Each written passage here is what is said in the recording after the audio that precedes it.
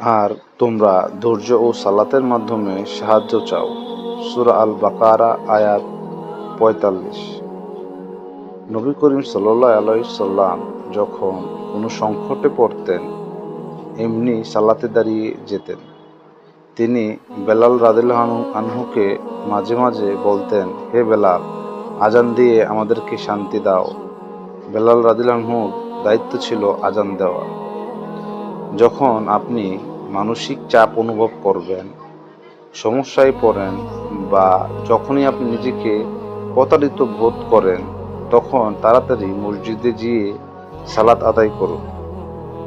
বিশেষ করে গুরুত্বপূর্ণ ব্যাপারে নবী করিম সাল্লাল্লাহু আলাইহি সাল্লাম সালাতে শান্তি পেতেন, যেমন বদর ও আহজাবের যুদ্ধে। বুখারী শরীফে গুরুত্বপূর্ণ ব্যাখ্যাকার ইবনে হাজার একবার ডাকাত দলে